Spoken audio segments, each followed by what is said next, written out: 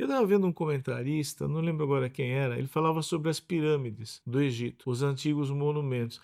E é interessante que ele fala assim que para ele era acachapante a descrença do Eric von Däniken no ser humano. Eu não sou um exemplo acabado, pleno de ser humano. Por exemplo, eu não sei pilotar avião, eu não moro em Cangaíba, eu nunca mergulhei na Polinésia, eu nunca fui à Lua, mas isso tudo são coisas que o ser humano faz e fez, mas eu não fiz.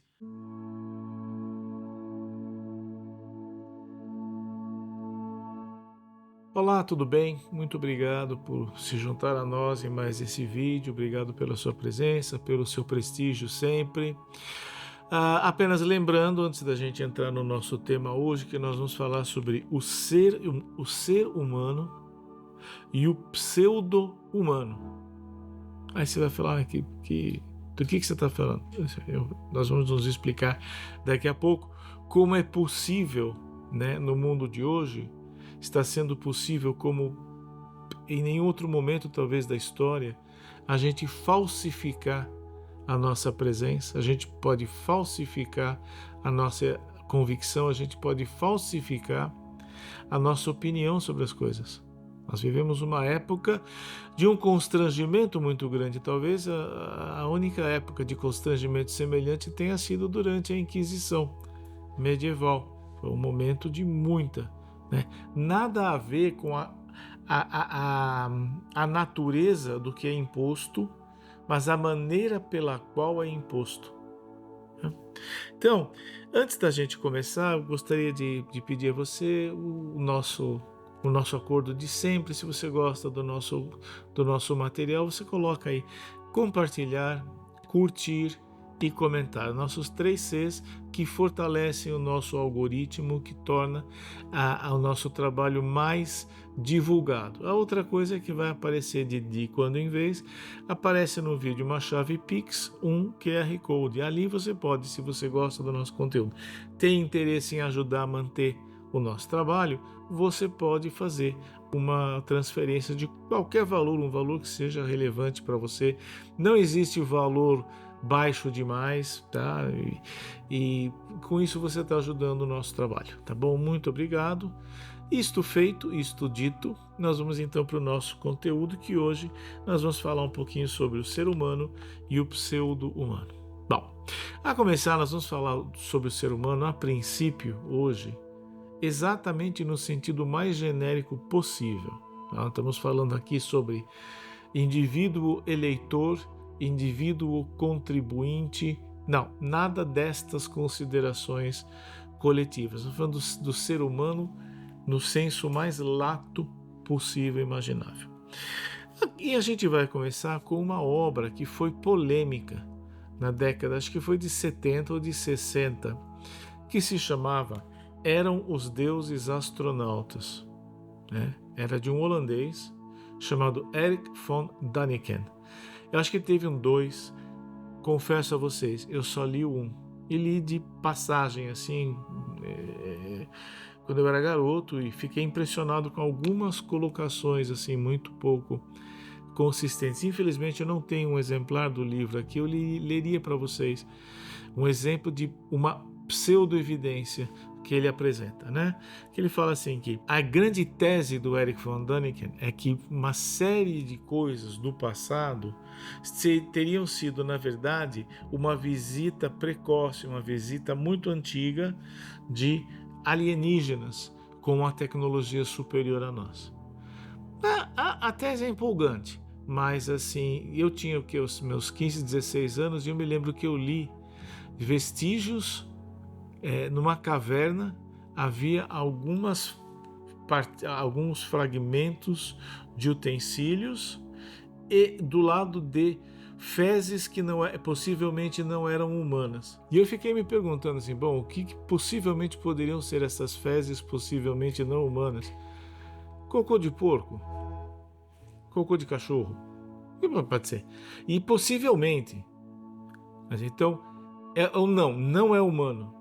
Mas então é o quê? Mas é possivelmente não humano. Quer dizer, um grau de evidência fraquíssimo, muito, muito, muito frágil para a envergadura, para a ambição da proposta dele. Eu estava vendo um comentarista, não lembro agora quem era, ele falava sobre as pirâmides do Egito, os antigos monumentos. E é interessante que ele fala assim que para ele era acachapante a descrença do Eric von Däniken no ser humano. Está falando das pirâmides do Egito. E por que as pirâmides do Egito foram feitas por extraterrestres? Por quê? O que é que existe nas pirâmides que não seria um ser humano que fez? Foi quem então? Ah, foram os astronautas. Cadê os caras? Agora, uma pirâmide como aquela, você faz. Há relatos históricos abundantes mostrando que assim havia um número grande de funcionários altamente qualificados subindo a pirâmide. E eles tinham tempo, levou 20 anos para fazer.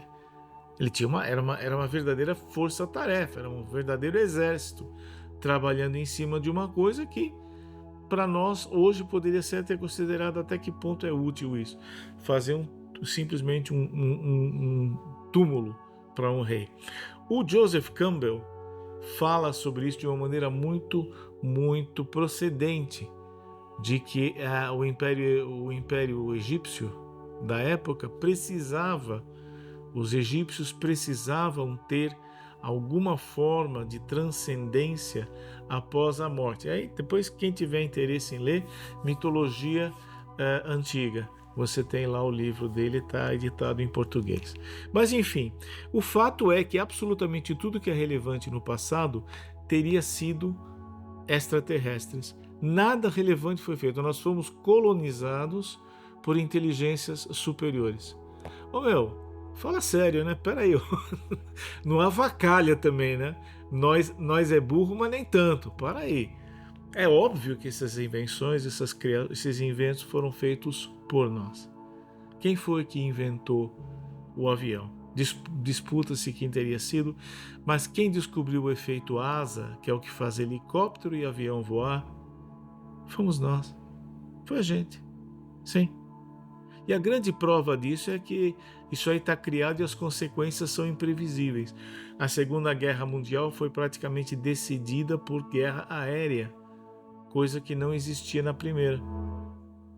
Então, vejam, é muito importante a gente ir percebendo quando muitas vezes coisas que são humanas são atribuídas a seres de outro lugar, a outras pessoas.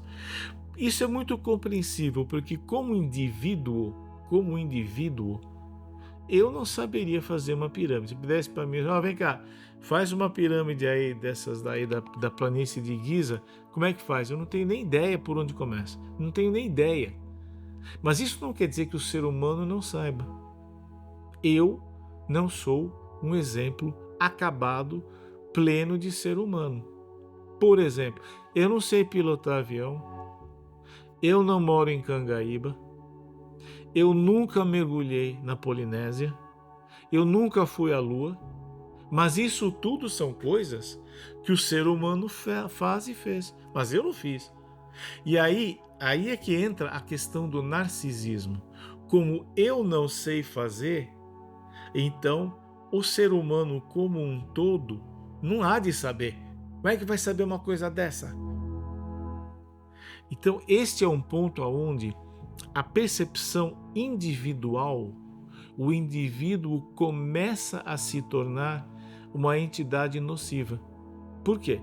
Porque você começa a duvidar dos demais seres humanos só porque você não consegue. Ah, não, isso é conversa fiada, o cara não faz. Ele faz. Ele passou a vida inteira dele treinando para fazer uma coisa que você não consegue. Veja, eu não estou dizendo que a coisa é relevante, não estou dizendo que ele é mais talentoso que você. Não é nada disso. É simplesmente, né, nem tudo que o ser humano é capaz de fazer, um ser humano consegue realizar. Por exemplo, eu não sou engenheiro. Não adianta pedir para fazer, eu não sei fazer. Cálculo integral. Eu tenho uma ideia do que seja, mas eu não sei operacionalizar um cálculo integral. Né? Então, Este é um ponto muito importante, que se eu me tomo como a medida da humanidade, eu posso cometer erros graves. E talvez seja um dos ingredientes, o nascedouro, a maternidade da pseudociência. É quando eu tomo a minha experiência individual, subjetiva, como a regra para a humanidade. Não é fácil você se desprender. É preciso um exercício ético, é preciso um exercício dialético, e eu diria mais, isso vem junto de uma demanda emocional muito grande. E não é simples, não é fácil você perceber que você não é a regra. E nós temos uma época em que nós vivemos uma hipertrofia do imaginário. Isso é um assunto que a gente vai entrar mais para frente. Mas existe uma hipertrofia do imaginário em relação a qualquer coisa. Nós vamos estar nos detendo nisso. E esta hipertrofia imaginária, ela é prima irmã desta sobregeneralização. Eu não consigo pular de paraquedas, portanto, pular de paraquedas é uma coisa ruim, faz mal. Não, tá cheio de cara que pula de paraquedas, não acontece nada.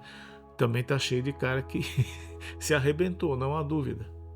Não tiro os méritos estatísticos das coisas, mas apenas dizer que, porque eu acho que o velcro ou o zíper é elaborado demais, é uma coisa na qual eu não pensaria, isso não quer dizer que não teve quem pensasse. Basta você olhar um pianista exímio, ele toca ali, você não sabe nem tocar o bife. Isso é óbvio que o ser humano construiu e fez coisas belíssimas com o clavicórdio, piano e forte, o tal do piano. Foi inventado e fizeram coisas maravilhosas com ele, mas não foi você nem eu. Quer dizer, você eu não sei, talvez você seja pianista, peço até desculpas, mas eu... Agora, daí eu dizer que, não, isso aí deve ter sido um extraterrestre que trouxe um piano. Por quê? Se eu não sei fazer. Então, isto é um ponto essencial para um primeiro movimento para a gente poder entender o ser humano e a passagem do ser humano aqui na Terra, que é: eu não sou a medida do universo. Eu não sou a medida do mundo. Ao não ser a medida do mundo, não ser a medida do universo, isto automaticamente produz em mim humildade. Porque não é aquela humildade piedosa, é uma humildade arrogante. Eu sou tão bom que eu sou humilde. Eu não caibo em mim de virtude por conta dessa minha humildade. Não, é humildade verdadeira. É humildade verdadeira. Tá? Então esse é o primeiro ponto hoje para a gente ficar. O pseudo-humano, a dimensão pseudo-humana, é a dimensão aonde eu sou a medida do universo. Se o que te dá medo não dá medo em mim, você é um fresco, uma fresca. Se o que você gosta eu não gosto, você tem mau gosto. Esta é a primeira passagem importante da gente guardar. Se nós queremos realmente conhecer o ser humano e a nós mesmos, então nós temos que ter em mente que a nossa tendência é sempre medir o mundo pela nossa régua. Tá? Exercitando isso, a gente já dá um passo importantíssimo no sentido de legitimar a nossa passagem, a nossa presença e as nossas convicções no mundo. É isso aí, muito obrigado. Apenas lembrando, se você curtiu o nosso conteúdo, QR Code do Pix e os nossos 3 Cs que nos ajudam bastante no trabalho. Muito obrigado e até breve, em que a gente vai estar aprofundando um pouco as ideias apresentadas hoje. Tchau, um abraço.